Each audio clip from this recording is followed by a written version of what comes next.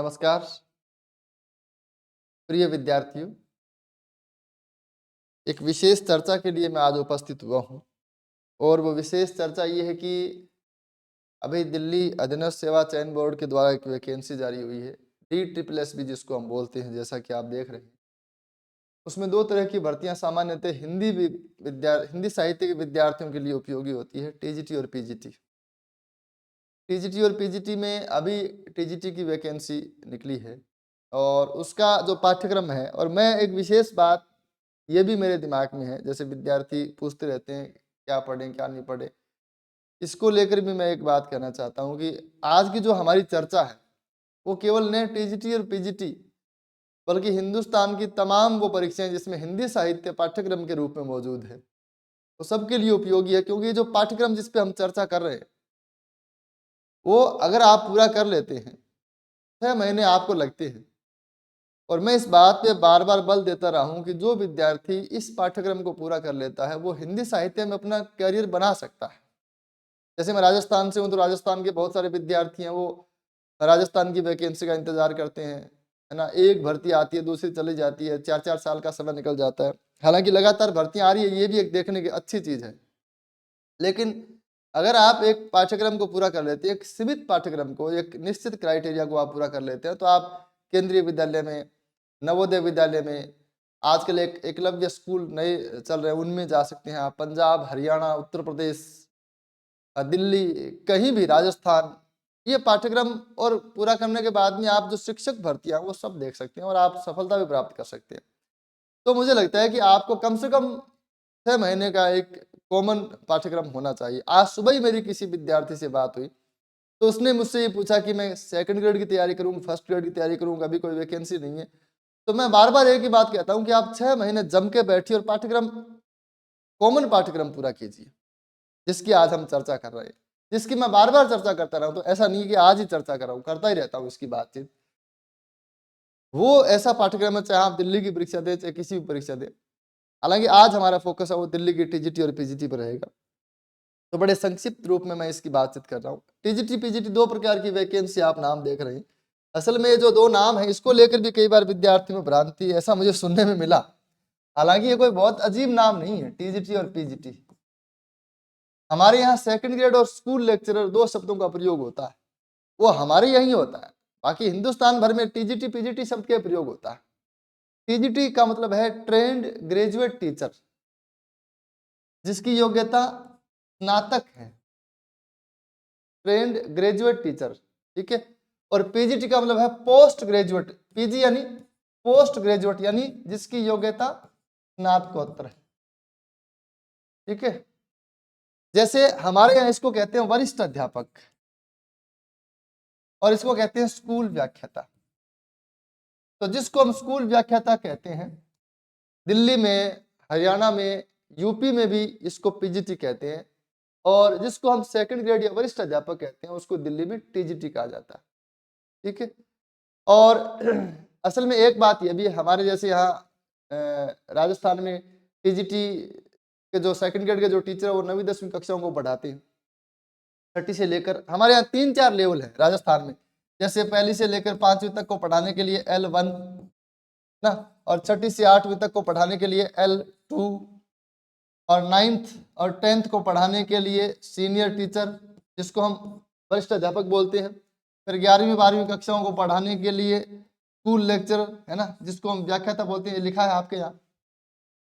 दिल्ली में L2 की post नहीं है। 6ठी से लेकर 10वीं तक को पढ़ाने के लिए TGT टीचर रखा जाता है, TGT की भर्ती होती है, ट्रेंड ग्रेजुएट टीचर। अच्छा, इसमें दो शब्द हैं। T का मतलब ट्रेंड यानी प्रशिक्षित, इसका मतलब B.Ed अनिवार्य है। T का मतलब ट्रेंड, इसका मतलब TGT के लिए B.Ed अनिवार्य है। तो यहाँ T नहीं लिखा, इसका मतलब यहाँ B.Ed अनिवार्य नहीं है। अगर किसी विद्यार्थी के 12वीं में या BA में या MA में एक निश्चित प्रतिशत है, शायद 45% या उससे अधिक, आप वैकेंसी देख सकते हैं उसके लिए, एक निश्चित प्रतिशत उसने प्राप्त किए हैं, तो बिना B.Ed का भी PGT में फॉर्म भर सकता है। कुछ खास बातें मैं बता रहा हूँ जितनी मुझे ध्यान है, बाकी आपको योग्यता आदि के लिए वैकेंसी ही देखनी चाहिए अधिकृत वेबसाइट से ही, ठीक है। यूट्यूब पे मैं भी गा दूंगा और भी गाने वाले बहुत सारे, लेकिन विद्यार्थी को वैकेंसी पढ़नी चाहिए, हमेशा विज्ञप्ति उसको पढ़नी चाहिए। टीजीटी में ट्रेंड ग्रेजुएट टीचर, यानी ग्रेजुएशन उसका होना चाहिए, ग्रेजुएशन के साथ साथ उसको ट्रेंड यानी बीएड भी उसका होना चाहिए। पीजीटी में पोस्ट ग्रेजुएट उसको आना चाहिए, संबंधित विषय में हिंदी से फार्म भरा तो हिंदी से उसने एमए किया हो, बीएड होना अनिवार्य नहीं है। अगर उसने 12वीं बीए और एमए में कोई निश्चित प्रतिशत अंक प्राप्त किए हो जो विज्ञप्ति में दे रखे, ठीक है। अब बीएड तो हो तो कोई भी फार्म भर सकता है, बीएड हो तो कोई भी भर सकता है। अच्छा, एक सीटेट का भी है, केंद्रीय पात्रता परीक्षा। टीजीटी में सीटेट अनिवार्य है, पीजीटी में नहीं है। दिल्ली की बात कर रहा हूं अभी मैं, ठीक है। सीटेट में भी यह है कि राजस्थान दिल्ली से बाहर का कोई भी विद्यार्थी है उसको सीटेट में उसके 90 अंक होने चाहिए। दिल्ली का है और जनरल में है तो उसके 90 होने चाहिए। दिल्ली का है और वो ओबीसी एससी एसटी किसी कैटेगरी से बिलोंग करता है तो उसके 82 अंक होने चाहिए, ठीक है। तो सेकंड ग्रेड के लिए टीजीटी के लिए सीटेट में 90 अंक प्लस में बीएड ये सब होना चाहिए। पीजीटी के लिए अगर बीएड नहीं है तो निश्चित प्रतिशत होना चाहिए एकेडमिक रूप से, और बीएड है तो कोई प्रतिशत की बाध्यता नहीं है और वहां सीटेट की आवश्यकता नहीं है। पीजीटी का मतलब है फर्स्ट ग्रेड और टीजीटी का मतलब है सेकंड ग्रेड। एक बात ये लागू हुई है ना।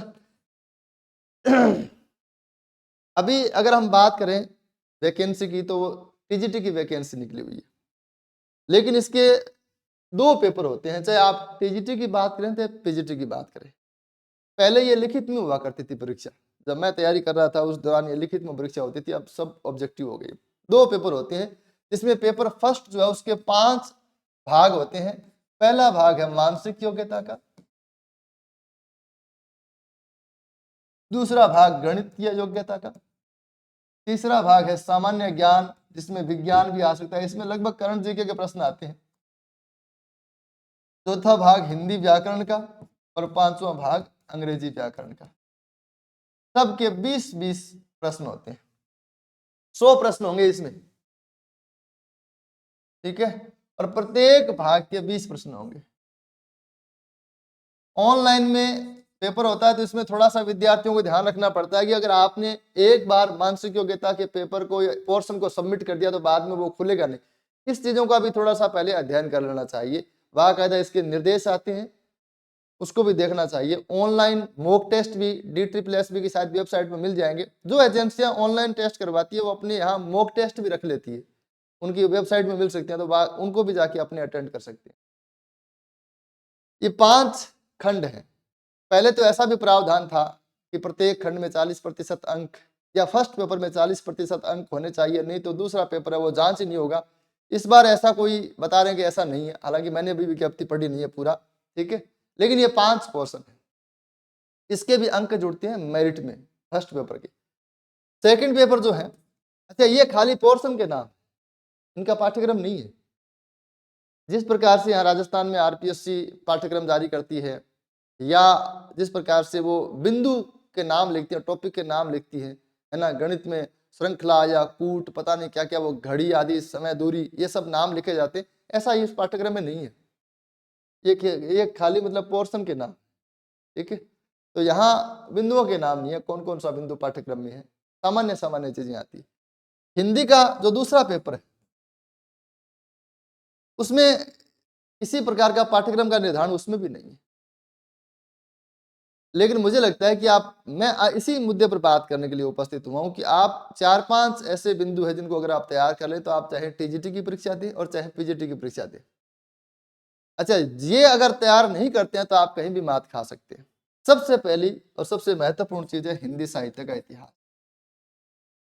जैसे टीजीटी की भर्ती होती है तो उसमें लिखा रहता है कि कठिनाई स्तर है वो स्नातक स्तर का रहेगा, पीजीटी में लिखा रहता है कि कठिनाई स्तर है वो स्नातकोत्तर स्तर का रहेगा, लेकिन कठिनाई स्तर सबका समान रहता है। आजकल रीट का पेपर भी पीजी लेवल का आ जाता है ना।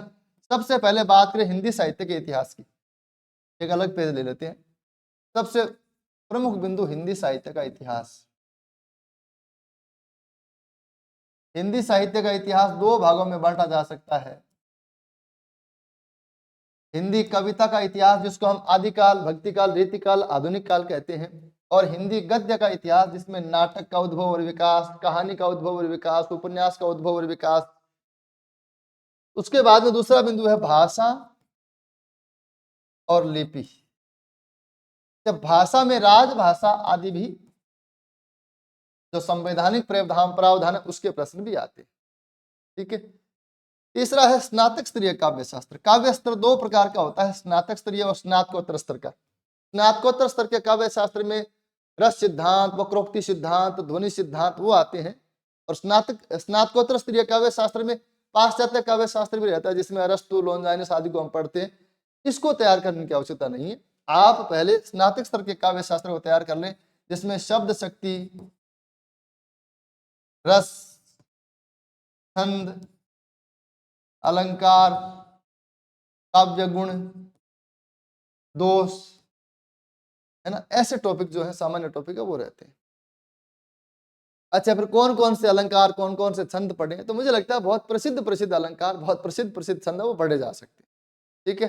कौन कौन से प्रसिद्ध हैं ये आपको अनुभव से मालूम पड़ेगा, कौन से छंद अधिक प्रसिद्ध हैं, परीक्षाओं में पूछे जाते रहते हैं, तो कॉमन है वो पूछे जा सकते हैं। दोहा, चौपाई, सोरठा, गीतिका, हर गीतिका, कवित, सवैया, रोला उल्लाला, ये 5 अद्रुत विलंबित, है ना, ये 5, 7, 10 छंद होते हैं, ये सब पूछे जा सकते हैं। तो एक बड़ी कॉमन बात है जो आपकी नजरों में बार बार आते रहते हैं वही परीक्षा में पूछे जा सकते हैं। ठीक है। इसके बाद में एक बिंदु और है जो बहुत छोटा है, वो भी हमें पढ़ना चाहिए, और इससे संबंधित भी प्रश्न देखे गए हैं। पिछले परीक्षाओं के जो प्रश्न पत्र उनको देखते हुए मुझे लगता है ये पाठ्यक्रम है। तो कार्यालय लेखन, हालांकि मैंने ये भी देखा, मैंने जब सर्च किया इसके बारे में और मेरे कुछ विद्यार्थियों ने मुझे बताया, तो कुछ वेबसाइट में, हालांकि अधिकृत वेबसाइट नहीं है वो, या कोचिंग संस्थान की होगी, तो वहां सिलेबस डाल रखा है, लेकिन दिल्ली अधीनस्थ सेवा चयन बोर्ड का कोई सिलेबस नहीं है। वो डीयू के सिलेबस को फॉलो करते हैं। दिल्ली यूनिवर्सिटी का जो पीजी का सिलेबस है वो पीजीटी का सिलेबस है, और दिल्ली यूनिवर्सिटी का जो यूजी का सिलेबस है वो टीजीटी का सिलेबस है। समझ गए? फिर दिल्ली यूनिवर्सिटी के जो स्नातकोत्तर परीक्षाओं के पाठ्यक्रम है वो तो पीजीटी का कोर्स हो गया, और दिल्ली यूनिवर्सिटी में जो स्नातक स्तर की जो परीक्षाएं होती हैं उनका जो सिलेबस है वो फिर टीजीटी का सिलेबस है। तो ऐसे कोई सिलेबस का निर्धारण नहीं किया जा सकता। ठीक है। तो कार्यालय लेखन का मतलब हो गया जैसे शासकीय पत्र, अर्धशासकीय पत्र, निविदा, अधिसूचना, ज्ञापन आदि। इसके बाद में सृजनात्मक लेखन। सृजनात्मक लेखन में डायरी लिखना, नाटक लिखना, कविता लिखना। एक एनसीईआरटी में पुस्तक लगती है अभिव्यक्ति और माध्यम, आप चाहें तो वो पुस्तक पढ़ सकते हैं, वो टॉपिक यहाँ से कवर हो जाएगा। अभिव्यक्ति और माध्यम पढ़ लेंगे तो मुझे लगता है कि सृजनात्मक लेखन में कम से कम आपको कहीं जाने की, दूसरी जगह देखने की आवश्यकता नहीं है। अच्छा, इसी के साथ पत्रकारिता भी उसी में है। अभिव्यक्ति और माध्यम में पत्रकारिता के संबंध में भी काफी अच्छा मैटर वहां पे दे रखा है, तो पत्रकारिता के भी एक आध सवाल वहां से आते रहते हैं। एक बड़ा बिंदु व्याकरण भी है जो भारत की तमाम परीक्षाओं में शामिल रहता है, और हिंदी साहित्य में करियर बनाने वालों के लिए व्याकरण आवश्यक है, कम से कम टीजीटी लेवल तक बहुत आवश्यक है। ऊपर जैसे जाएंगे आप वैसे वैसे व्याकरण की जरूरत कम पड़ती है। आप स्कूल लेक्चर या उसके समकक्ष भर्तियां देखते हैं तो उसके लिए व्याकरण की थोड़ी कम आवश्यकता रहती है। कॉलेज या उससे ऊपर की जो कॉलेज या उसके मतलब समकक्ष जो है, चाहे वो यूनिवर्सिटी को, उसमें व्याकरण की बहुत ही कम आवश्यकता रहती है, लेकिन सेकंड ग्रेड तक, टीजीटी तक आपको अच्छा व्याकरण आना चाहिए। ये ऐसा सिलेबस है, अगर आप इसको देखेंगे तो राजस्थान में जो स्कूल लेक्चरर का सिलेबस है उसमें और इसमें बहुत कम अंतर है। कुछ रचनाएं रह जाती है, जैसे कबीर ग्रंथावली है, भ्रमर गीत सार है, मीरा पदावली है, बिहारी के 20-25 दोहे हैं, जैसे कुरुक्षेत्र है, जैसे राम की शक्ति पूजा है। कुछ ऐसी रचनाएं हैं जहां से भी प्रश्न, जैसे कामायनी का श्रद्धा सर्ग है, चिंता सर्ग है ना, ये सब चीजें भी हैं, लेकिन इनका तो कोई अंत नहीं। तो जो चीजें हमारे बस में नहीं है उनको छोड़ें, और कम से कम इतना पाठ्यक्रम जरूर करें।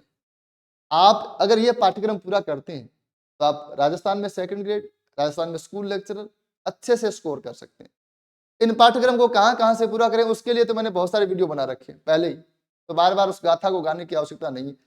इसमें तैयारी कैसे करें नाम से एक प्ले लिस्ट है, वहाँ बहुत सारे सुझाव जो मेरी तरफ से मुझे लगता है कि ठीक बात है, वो सब बातें वहाँ पे बताई गई है। फिर भी मैं ये कहना चाहता हूँ कि आप नवोदय की तैयारी कर रहे हैं, आप राजस्थान में कर रहे हैं, आप हरियाणा में कर रहे हैं, आप दिल्ली में कर रहे हैं, आप उत्तर प्रदेश में कर रहे हैं, हिंदी साहित्य से आप कहीं भी तैयारी कर रहे हैं। हालाँकि ये जो सिलेबस है वो नेट के लिए भी बहुत उपयोगी है, लेकिन आजकल इस पाठ्यक्रम से नेट में पार नहीं पड़ती। कॉलेज लेक्चरर या असिस्टेंट प्रोफेसर के लिए भी उपयोगी है, बेसिक तैयार करता है, लेकिन उसके लिए फिर और आगे बढ़ना पड़ता है। लेकिन वरिष्ठ अध्यापक और स्कूल व्याख्याता जो भर्ती परीक्षाएं हैं, चाहे उसका नाम वरिष्ठ अध्यापक है, टीजीटी है, चाहे उसका नाम स्कूल लेक्चरर या पीजीटी है, नाम कुछ भी हो, ये पाठ्यक्रम आपको इन 2 पदों के लिए निश्चित रूप से पार ले जाएगा। तो मेरी राय ये है कि हम बार-बार ये जो कन्फ्यूज़ होते हैं, सेकंड ग्रेड की तैयारी करें, फर्स्ट ग्रेड की तैयारी करें, इस कन्फ्यूज़न की बजाय आप 6 महीने बैठें और इस पाठ्यक्रम को पूरा करें। स्नातक स्तरीय काव्य शास्त्र को तैयार करने के लिए 2-3 किताबें ली जा सकती है। काव्यांग प्रभा डॉक्टर नवीन नंदवाना की अच्छी किताब है। भगीरथ मिश्र की किताब जो भारतीय काव्य शास्त्र की, वो भी बहुत अच्छी किताब है। और भी आप किताबें ले सकते हैं, जो आपके पास उपलब्ध हो। 2-3 किताबें लें ताकि ज़्यादा से ज़्यादा उदाहरण उसमें आ सके। भाषा, लिपि, राजभाषा आदि के लिए हिंदी भाषा हरदेव बाहरी की अच्छी पुस्तक है। राजस्थान में हमारे हेतु भारद्वाज ने भी हिंदी भाषा उद्भव और विकास नाम करके गाइड टाइप एक अच्छी पुस्तक उन्होंने लिखी है। ठीक है। कार्यादि लेखक लेखन, सृजनात्मक लेखन, पत्रकारिता आदि के लिए आप अभिव्यक्ति और माध्यम को पढ़ सकते हैं।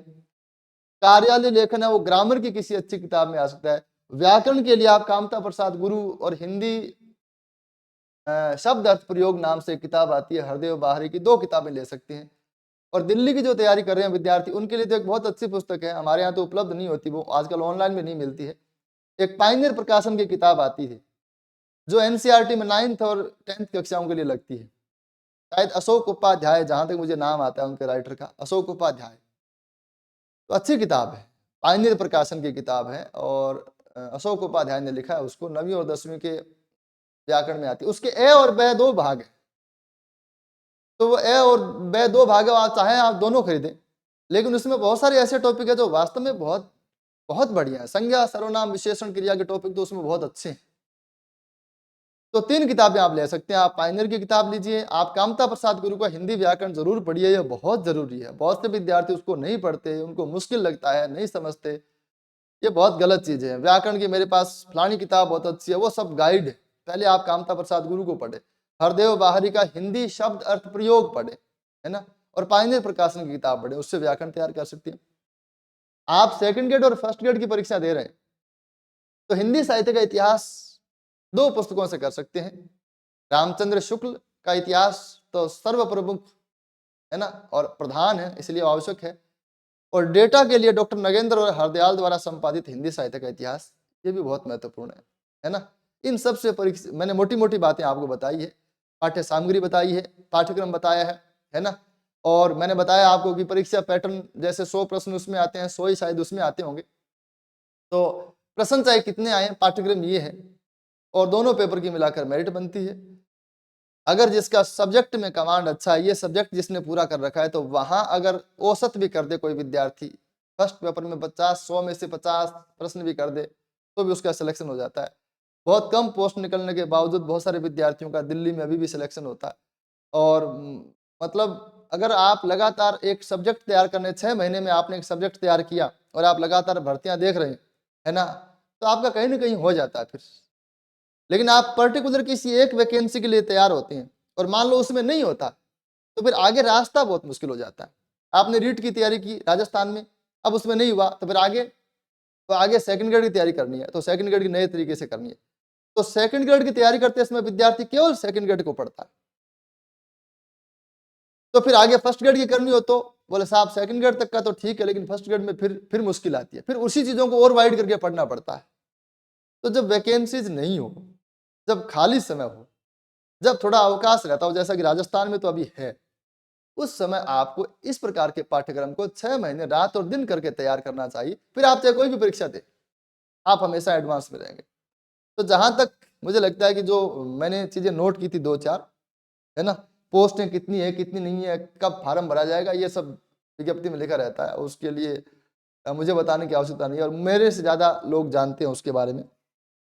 तो जो चर्चा आपने दिल्ली के संबंध में करना चाहते थे, है ना, वो हमने की। आज की इस चर्चा में इतना ही। धन्यवाद।